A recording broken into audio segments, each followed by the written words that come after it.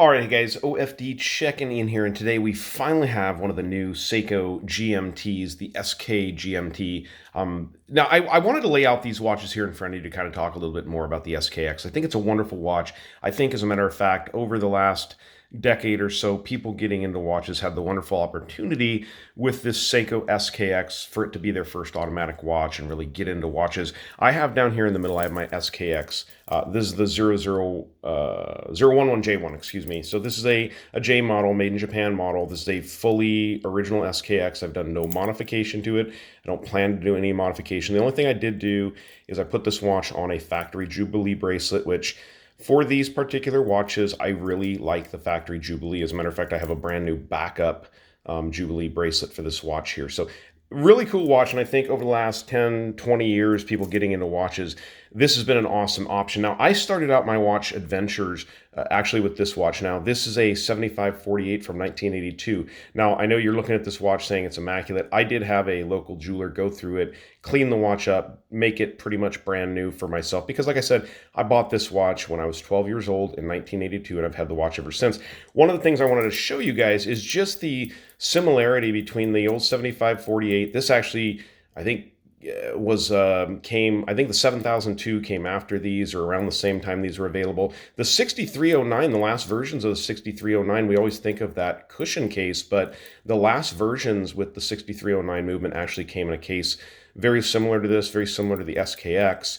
As a matter of fact, the 7548, this movement inside of here, this quartz movement, is pretty much all metal, and it's based on the original 6309 movement. So Seiko has a long history, and I think in 2018, they discontinued these original SKXs, and finding a original model that hasn't been modified is getting a little bit harder to do, and the prices are going crazy. But so as we know, they moved into the 5KX, I guess is what everyone's calling them. These are the Seiko 5 edition, non-screw down crown, 100 meters. They're not ISO rated divers watches, but they're really cool watches. And now what they've done, instead of just the one very similar to the regular SKX, Seiko's really knocked a home run here with a GMT version. Now, this is probably, honestly, from what I can see out there in the market, the best option for an automatic GMT that you're going to find available at the price point. These are, I think, around $450 to $500. This isn't my watch. This came to me by way of Marshall Time. So thank you, Chris, for letting us get this one here on the channel. But really cool watch. Size, dimension-wise, they're exactly the same as the original SKX. Probably the same as the original 5KX that are out there available right now. You got a 42.5 millimeter case from side to side. Comes in at about 45.6, 45 and a half, lug tip to lug tip. So we'll just call it 46. This one comes in at about 13.5 millimeters of thickness, 13.6 compared to 13.1 on the original SKX. Now, it does have a display case back, which I think is adding to that thickness, and possibly the GMT functionality, although I doubt that. But you also have 22 millimeter lug openings, as you would on any SKX. Now, the bezel on this one, because you got a GMT watch here, it is purely a friction bezel, and it's not meant for dive timing. 100 meter watch, you can wear this watch in the water, swimming, water sports, activities like this, but it is not rated as a diver's watch. The movement inside of this watch is the 4R34, I do believe, which is based on the 4R35 movement, which has date functionality, 21,600 vibrations per hour, so it's a low beat movement. You do have hacking and hand winding capabilities. You pull it out that first position, second position, as you guys can see, you can stop it, and we can do the time change here. Don't want to too much backwards movement on that. And then in our first position here, this is our winding position. So with a non-screw down crown, we can actually wind this watch, no problem at all. And then in our first position, this is going to control our second position, I guess you'd call it. This is going to control our GMT hand and our date setting, which you can set independently there. So there's a true GMT functionality.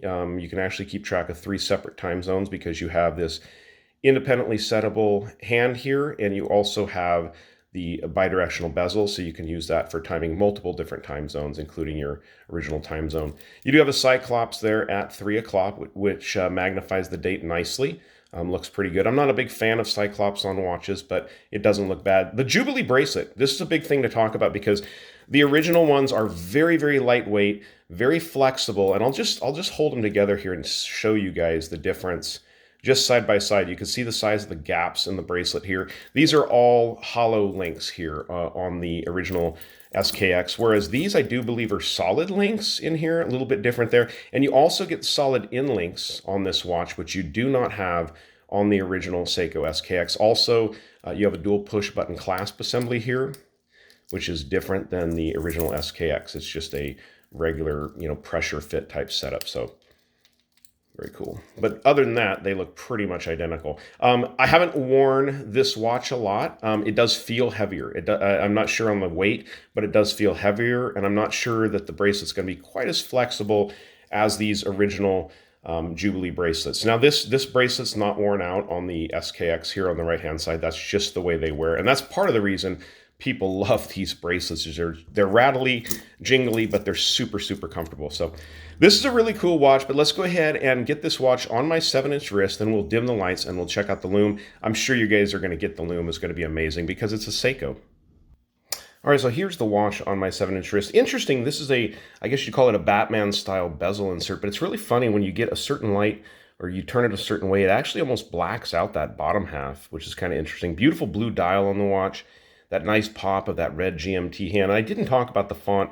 I think it's neat how they've kind of carried this automatic font over from what I think was the original Alpinist. That automatic down there just above 6 o'clock, and then you've got that GMT also written there in red, which looks really nice. The watch is super comfortable. I have to admit, it's not sized to my wrist. Chris has a slightly bigger wrist than me, so it's sized to him, but it does fit really well, and this bracelet feels very nice. So let's go ahead and pause it and check out the lume. All right, so I don't think it's going to be any surprise for you guys as far as the Seiko lume goes. I'm wearing my Sea Dweller today, so I went ahead and threw it down there too, so we can check out the lume on that in comparison. I don't think the old 7548 over here has any life, or if it does have any, it's really old. But go ahead and check out the lume on the watches. As you can see, Seikos are blown up. The SKX, I've had this watch since I do believe 2018 is when I picked this one up, glowing like a beast. The new ones, the only thing you're really missing here is the pip. You don't have a lumed pip at that 12 o'clock position because this is a GMT watch. One of the things I didn't show you guys a lot of is the movement in the case back. I'll go ahead and do that here once we turn the lights back on, but definitely a whole lot of lume. This is going to be proprietary Lume Bright from Seiko, glowing underneath that Hardlex crystal, again, a proprietary crystal material from Seiko. It's basically hard mineral. But let me go ahead and turn the lights back on and show you that movement inside the case back. All right, now you guys tell me down below in the comments, what are your thoughts on these display case backs from Seiko? I think they're using these on most of the 5K series. I don't know. Seiko movements aren't super impressive. They're not super beautiful. You don't even really have any bluing of screws or anything like that. Couple of jewels poking through there. Would you like to see these on more watches or more original solid case backs? I have to admit, the old Tsunami, the old Kanagawa Wave on the original Seikos, I really like that. I miss that. So many people replaced these case backs as SKXs were being modded and got rid of those. And I think that original Kanagawa Wave is awesome. So, all right, guys, thanks for sticking around this long for the video. I really wanted to try to cover everything I could about this watch and how I feel about it. Really cool watch. Orange colorway available, an all blacked out colorway. I think the blacked out one has gray maybe on the bottom of the bezel, but really nice looking watches. Going to cost you right around $500 for one of these, and definitely a great price for an entry-level GMT. So, all right, guys, you liked the video, give me a thumbs up down there at the bottom. And if you've not subscribed to the OFD channel yet, please do. Please do. Thanks, guys.